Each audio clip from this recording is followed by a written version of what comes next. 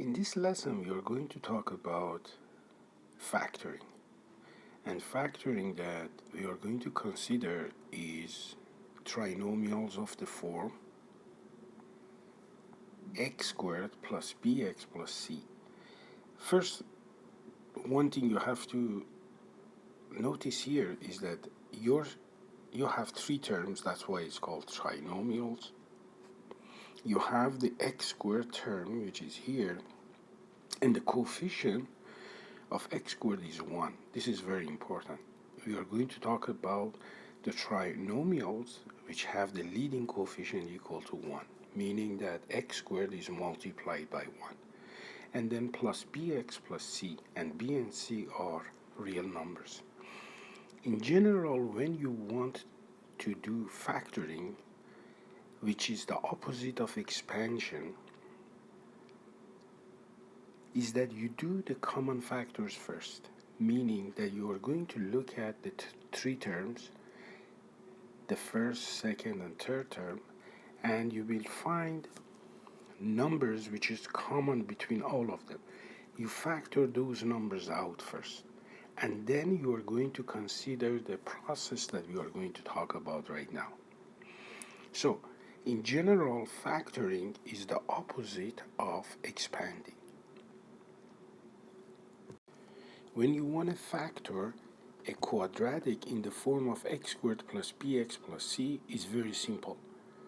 We are going to sum and product method, meaning we are going to try to find two numbers that they are going to multiply and give us c,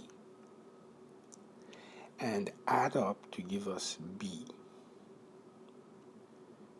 When you find the b and when you find those two numbers, let's call it capital A and capital B, then I'm going to say that x squared plus bx plus c is equal to x plus capital A times x plus capital B, such that, remember that A times B is C and A plus B is lowercase b. So this is just trial and error. I'm going to show you now a fast way to find those two numbers. Now, there are shortcuts here. The first one is the difference of squares that we covered before. If you have a binomial in the form of x squared minus r squared, then you can automatically write it as x plus r times x minus r. Now, one thing you have to remember is that whenever you find the factors of a trinomial, always expand it and check to see if everything is correct. The first example that we have here is x squared plus 8x plus 12. The first thing you notice is that the coefficient, the leading coefficient here of x squared is 1, meaning that here we have a 1 which is not written here. So because a is equal to 1, I can use the sum and product. This means I have to find two numbers that the product is 12 and the sum is 8. So let's write down those two numbers that the product is 12. Forget about the sign here. Sign is positive. The numbers are 1 and 12. That's one possibility. The other one is 2 and 6. The other one can be 3 and 4.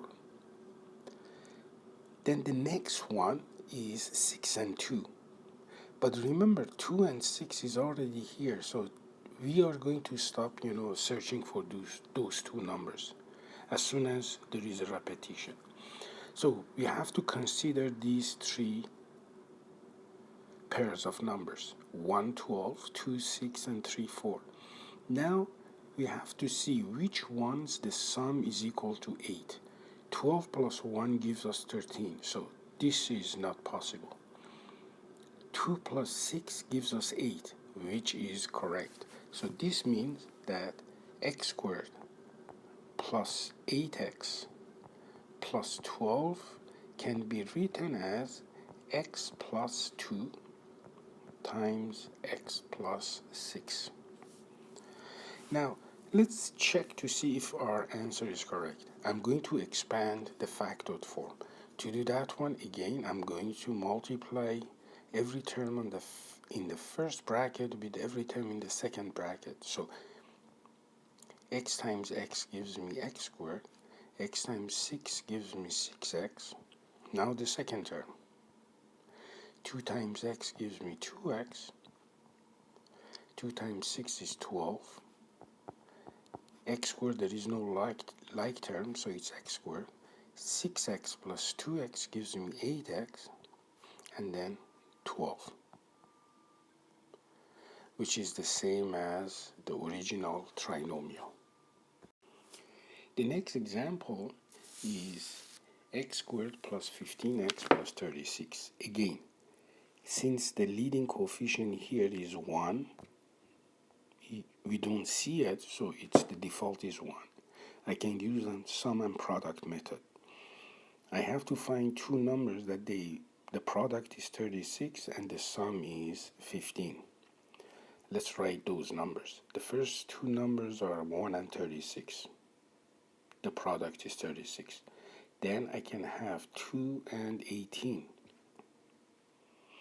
Then I can have 3 and 12.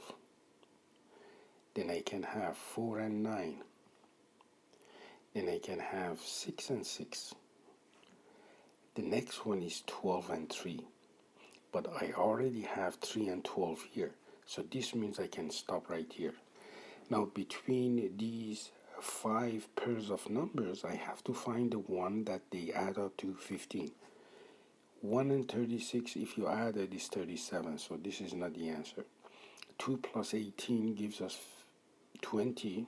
So this is not the answer. The one which is correct is 3 and 12, because 3 plus 12 gives us 15. So I can write this one as x plus 3 times x plus 12. Now to check it, again, I multiply every term in the first bracket with every term in the second one. So x times x is x squared. X times 12 is 12x. Now I multiply the second term. 3 times x gives me 3x. 3 times 12 gives me 36. Now, there is no like term to x squared, so I get x squared.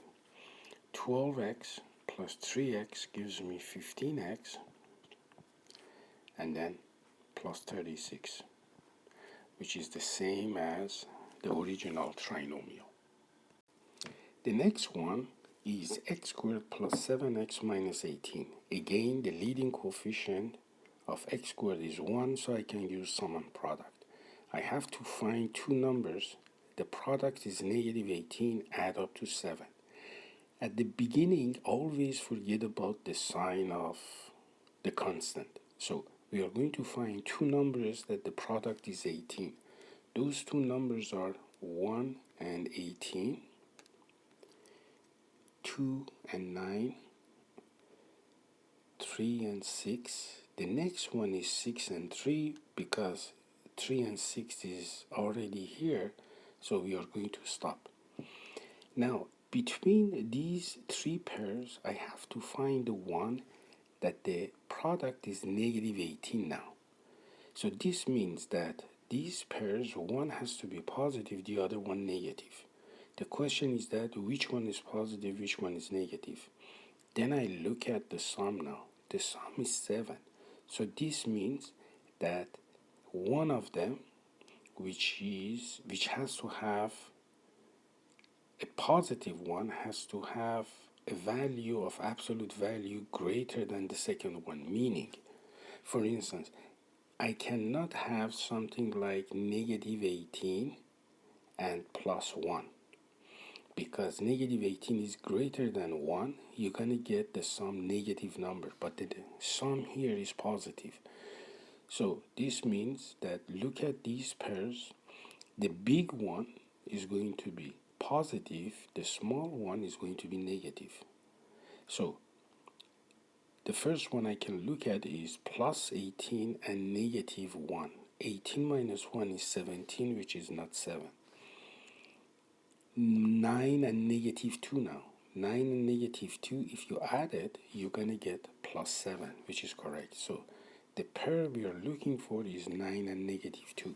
So I can write this one as x minus 2 times x plus 9.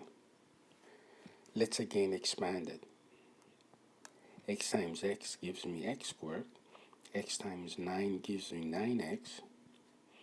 Negative 2 times x gives me negative 2x.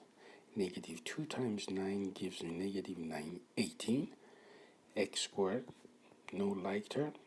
9x minus 2x gives me 7x. And then minus 18, which is the original trinomial that we had before.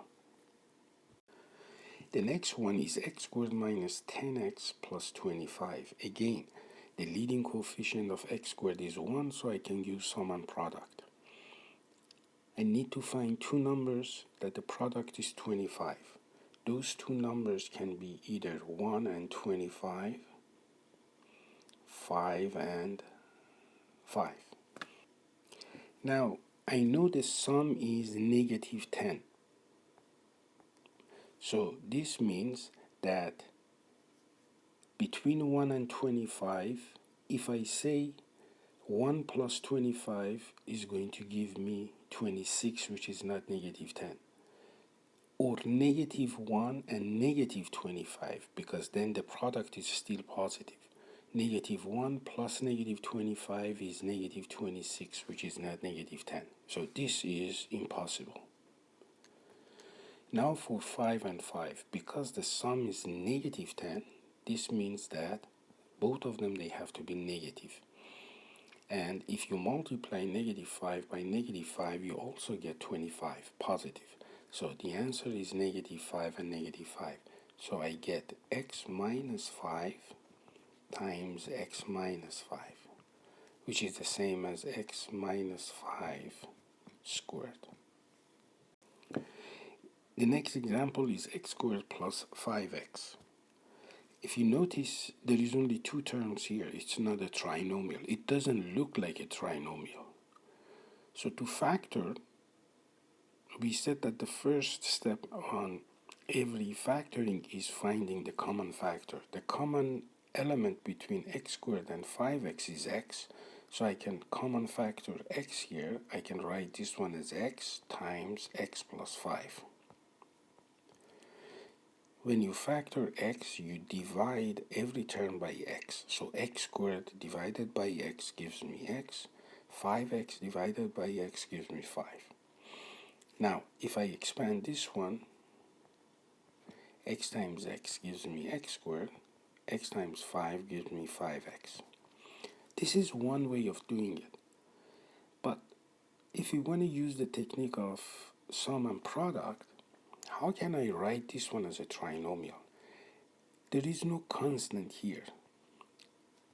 So I can write the constants to be 0. So I can write this one as x squared plus 5x plus 0. Now I have a trinomial. The leading coefficient is 1, so I can use sum and product. The 0 tells me that find two numbers, the product is 0, and add up to 5. So those two numbers can be written as 0 and 5, or the next one is 5, 0, which is the same as 0 as 5, so we can stop right here. So I can say that the two numbers are 0 and 1 and 5. So I can write this one as x plus 0 times x plus 5. But x plus 0 is x, so I get x times x plus 5, which is exactly the same as what we got before. The next example is x squared minus 7x. It's only two terms, and the common element between both of them is x, so I can factor x out, common factoring, so I get x times x minus 7. Another way of looking at it, I can write this one as x squared minus 7x plus 0. Now, since the leading coefficient is 1, I can use the sum and product, and I can say find two numbers. The product is 0, the sum is negative 7. Those two numbers are 0 and negative 7. So I can write this one as x plus 0 times x minus 7. X plus 0 is x, so x times x minus 7, which is exactly like what we found before. The last thing, we're just going to expand it just to make sure that it's correct. X times x gives me x squared. X times negative 7 gives me negative 7x. The next example says factor x squared minus 25. Again, it looks like two terms here.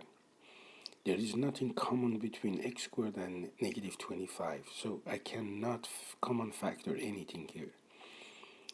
And since it's two terms, you may wonder, how can I use the sum and product method? I can rewrite x squared minus 25 as x squared plus 0x minus 25. Remember, 0x is the same as 0. Now, I have a trinomial here. I want two numbers. The product is negative 25 and the sum is 0. Again, forget about negative. Find two numbers. The product is 25. Those two numbers are 1 and 25, 5 and 5.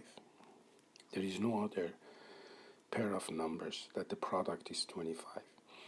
Now I know the product is negative now.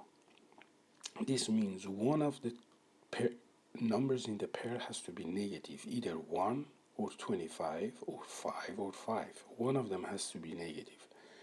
The sum is 0. So this means that when you add them, you have to get 0. 1 and 25. If I make it negative 1 and 25, the sum is not 0. If I make it 1 and negative 25, the sum is not 0. For 5 and 5, if I make one of them positive, the other one negative, 5 minus 5 gives me 0. So the factors are x plus 5 times x minus 5. Now, the pattern that I see is this one. If you look at x squared minus 25, the square root of x is x. The square root of x squared is x. The square root of 25 is 5. This is the difference of squares. So as what we learned before, I can write it as x minus 5 times x plus 5. The next example is x squared minus 81. Again, this is a difference of square because the square root of x squared is x. The square root of 81 is 9. And since there is a subtraction here, I can write this one as x plus 9 times x minus 9. This is a difference of squares. If you don't remember difference of squares, let's write this one as a trinomial. I can write this one as x squared plus 0x minus 81. Remember, 0 times x is 0. Now, this is a trinomial. The leading coefficient is 1. So find two numbers that the product is 81. Forget about negative 81. The product is 81. Those two numbers are 181, 9 and 9. There is no other pair here. Now, the product is negative 81. So this means that either 1 or 81 has to be positive negative, and either 9 or negative 9. 9 or 9 has to be opposite sign, and the sum is 0. So if I have negative 1 and 81, the sum is 80, which is not 0. If I have 1 and negative 81, the sum is not 0. But if I have 9 and negative 9, positive 9 and negative 9, the sum is 0 and the product is negative 81. So I can write this one as x plus 9 times x minus 9, which is the same as what found before. If I expand it, x times x is x squared, x times negative 9 is negative 9x, 9 times x is plus 9x, 9 times negative 9 is negative 81. Now, mixing the common terms, x squared, there is no like term, so it's x squared. Negative 9x plus 9x gives me 0, and then negative 81, which is exactly what we had before. The next example asks find an expression in factored form for the shaded area of this figure. The shaded area is the area of the bigger rectangle or square. Subtract the area of the smaller square. The area of the bigger one is x squared. X times x is x squared. The area of the small one is 7 times 7, which is 49. So the area of the shaded one is x squared minus 49. But I have to write it in factored form. To do that one, either I use the difference of squares or the trinomial one. If I use the difference of square, first the square root of x squared is x, the square root of 49 is 7. And since I have the difference here, I can write x plus 7 times x minus 7. This is using the technique of difference of squares. I can also write this one as x squared plus 0x minus 49, because 0x is just 0. Now I have to find two numbers, the product is 49, add up to 0. Those two numbers that the product is 49 are 1 and 49, 7 and 7. But the sum is 0. This means that the pair, they have to have one negative, one positive. If 1 is positive, 49 is negative, the answer is not 0 if you add it. If 1 is negative, 49 is positive, again the sum is not 0. But if 7 is positive, the other one is negative, which is negative 7, the sum is 0.